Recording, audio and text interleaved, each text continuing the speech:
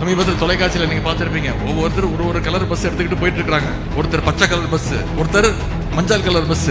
ஆனா நான் சொல்றேன், கடைசியா எல்லாத்தையும் ஓவர்டேக் பண்ணி ஜெயிக்க போவது பிங்க் பஸ் தான். மகளிர் நீங்க யூஸ் பண்ண போற முதலமைச்சருடைய அந்த பஸ் தான். மற்ற எல்லா பஸ்ஸையும் ஓரம் கட்டிட்டு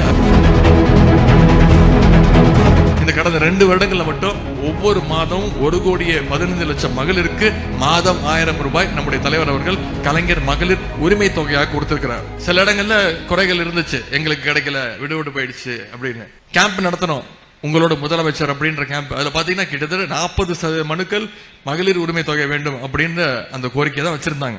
நிச்சயம் ஓரிரு மாதங்கள்ல இன்னும் தகுதியான கூடுதலான மகளிருக்கு கலைஞர் மகளிர் உரிமை தொகை நிச்சயம் வழங்கப்படும் முதலமைச்சர் உறுதி அளித்திருக்கிறார். எனவே மகளிர் முன்னேற்றம், மாணவர்கள் முன்னேற்றம், தொழில் முன்னேற்றம், இப்படி ஒவ்வொரு துறைக்கும் பார்த்து நம்முடைய முதலமைச்சர் அவர்கள் செய்து கொண்டிருக்கிறார். இது பொறுக்காம சில பேர் பல விமர்சனங்கள் செஞ்சுட்டு இருக்கிறாங்க. சமீபத்தில் தொலைக்காட்சியில் நீங்க பார்த்திருப்பீங்க, ஒவ்வொருத்தர் ஒரு கலர் பஸ் எடுத்துக்கிட்டு போயிட்டு இருக்காங்க. ஒருத்தர் பச்சை கலர் பஸ், ஒருத்தர் மஞ்சள் கலர் பஸ். ஆனா நான் சொல்றேன், கடைசியா எல்லாத்தையும் ஓவர்டேக் பண்ணி ஜெயிக்க போவது பிங்க் பஸ் தான். மகளிர் நீங்க யூஸ் பண்ண போற முதலமைச்சருடைய அந்த பஸ் தான். மற்ற எல்லா பஸ்ஸையும் ஓரம் கட்டிட்டு அதுதான் ஜெயிக்க போகுது.